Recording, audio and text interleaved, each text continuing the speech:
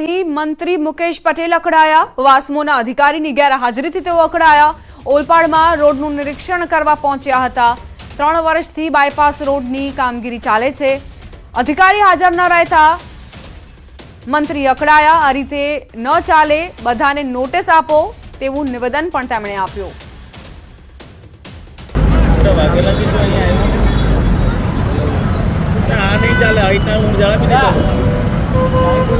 આજે અમે લોકોએ તમામ અધિકારી, તમામ વિભાગના અધિકારીઓને જ્યાં જ્યાં કંઈ નાના મોટા પ્રશ્ન હોય એ પ્રશ્ન હલ કરવા માટે એક મીટિંગ રાખી હતી અને જલ્દી આ લોકોને રસ્તો અર્પણ થઈ જાય એના માટે આજે અમે અહીંયા બધા જ વિભાગો સાથે મીટિંગ કરીને આ રસ્તો અર્પણ કરવા માટે અમે આજે એક સંયુક્ત મીટિંગ રાખી હતી। સોમનાથ નવી રેલવે લાઇનનો મામલો। સૂત્રાપાડાના ઝાલા વડોદરા ગામે મોટી સંખ્યામાં ખેડૂતો એકઠા થયા। સોમનાથથી વાયા સૂત્રાપાડા કોડીનાર નવી રેલવે લાઇનના વિરોધમાં ખેડૂતો એકઠા થયા। નવી રેલવે લાઇનને લઈને આગામી સમયમાં કઈ રીતે લડત લડવા મુદ્દે ચર્ચાઓ થશે। અંદાજે 20થી વધુ ગામના ખેડૂતો નવી રેલવે લાઇનથી અસરગ્રસ્ત થશે અને ખેડૂતો જમીન વિહોણા થશે, જેમને લઈને ખેડૂતો લડત આપવાની રણનીતિ ઘડીને એકઠા થયા। ધારની જગ્યાના વિવાદમાં સુરતનું ગુર્જર ક્ષત્રિય યુવા સંગઠન મેદાનમાં આવ્યું। આપા ગીગાના ઓટલાના મહંત નરેન્દ્ર બાપુના વિજય બાપુ પરના આક્ષેપોને લઈ ગુર્જર ક્ષત્રિય સમાજે વિરોધ નોંધાવ્યો। વિરોધ સાથે જિલ્લા કલેક્ટરને આવેદનપત્ર પાઠવ્યું। વિરોધકર્તાઓએ નરેન્દ્ર બાપુએ વિજય ભગત પર કરેલા વ્યભિચારના આક્ષેપોને ફગાવ્યા। वीडियो ऑडियो वायरल थया छे। जगदीश बापू और जीवराज बापूना जे मृत्यु पर शंका करता ने एनी उपर कई व्यभिचारोना आरोप छे। ए बाबते अमे वसंत चावड़ा अने नितिन चावड़ा उपर पोलीस फरियादो करेली छे।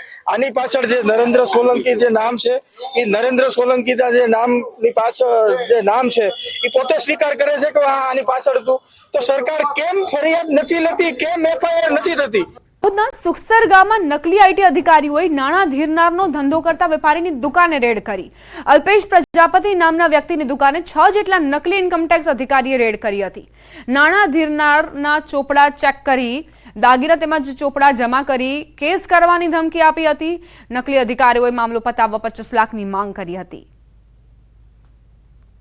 દાહોદ જિલ્લાના સુખસર વિસ્તારમાં નકલી ઇન્કમટેક્સ અધિકારીઓ પકડાયા છે। માસિક કઈ પ્રકારના લોકો આવ્યા હતા અને તમને શું કીધું હતું? એ લોકો તો આમ ફોડ જેવા જ લાગતા હતા, કોઈ ખરાબ નતા લાગતા। 4 જણ આયા એ તો હારા જ હતા। એમાં અમે જાણ્યા કે હશે કઈ ઇન્કમટેક્સ વાળા, તો આપણે હવે લાયસન્સ છે થોડું કરીએ છીએ એટલે હશે એમ, એટલે અમે તો બેસાડ્યા, પાણી આપ્યું, બધું કર્યું। પછી બાપાને ફોન કર્યો, પછી બાબો આવ્યો ને બધા બાબાને આવ્યા પહેલા તો એ લોકોએ પૈસા હિસાબ બધું લઈ લીધું હતું અમારી પાસેથી અને તૈયારી કરી દીધી। બીજા અમને બધા થઈને 5-1 લાખ કરી આલો એમ, તો કે 2 લાખ તો તમે લઈ લીધા આટલા, તો હવે કે ના અમારે 5 લાખ જોઈએ છે। તો બીજા મેં કીધું હવે છોરા કીધું કઈથી ખાગાવાલા અમેથી થોડા કરીને તમને 2 દાડામાં કરી આલશું। પેટ્રોલ પંપ પર પકડાઈ ગયા, ગામના એ પકડી લીધો એક જણને, એટલે એમને માર મેલી એટલે એને કહી દીધું કે આ તો ફોડ છે એમ। તો એટલે પેલા છોકરો પછી પૈસા મુવાડામાં જતે એ પેલા બીજાના હાથે લઈને જતો તેને માર્યો ને પકડાઈ ગયા, તાણા પૂરી। જે ગ્રામજનોના સતર્કતાના કારણે જે નકલી ઇન્કમટેક્સના અધિકારીઓ છે તે પકડી પાડવામાં આવે છે। હાલ તો પોલીસ દ્વારા 2 આરોપીઓને ઝડપી પાડવામાં આવ્યા છે અને અન્ય 6 ઇસમો વિરુદ્ધ ગુનો નોંધી વધુ તપાસ હાથ ધરવામાં આવી છે। સ્થળ પરથી ભાવેશભાઈ અને બીજા એક અબ્દુલ કરીને છે એમને લાવી અને પૂછપરછ કરતા તેઓ કોઈ પણ રીતે ઇન્કમટેક્સના અધિકારી કે એવું કોઈ હોવાની હકીકત નહીં ફલિત થતા જે અંતર્ગત આ અલ્કેશભાઈ પ્રજાપતિની ફરિયાદ લઈ અને આ જે કુલ 6 ઇસમો વિરુદ્ધ ગુનો રજીસ્ટર કરવામાં આવેલ છે।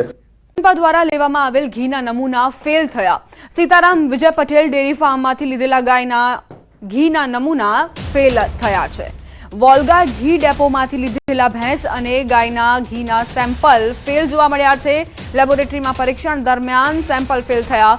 ઘીમાં વેજીટેબલ ફેટ મળી આવતા અનસેફ તેમજ સબ સ્ટાન્ડર્ડ જાહેર કરાયું। બંને પેઢીઓ સામે અધિક કલેક્ટર દ્વારા કાર્યવાહી હાથ ધરવામાં આવશે।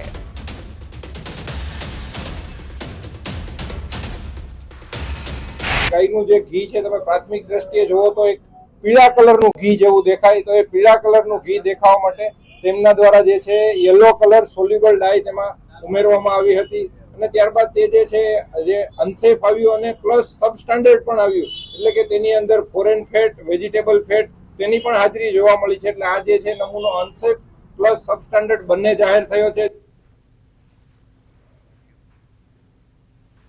તો કઈ રીતે રાજ્યભરમાં નકલી ખાદ્ય પદાર્થોનો રાફડો ફાટ્યો છે તેની બે તસવીરો.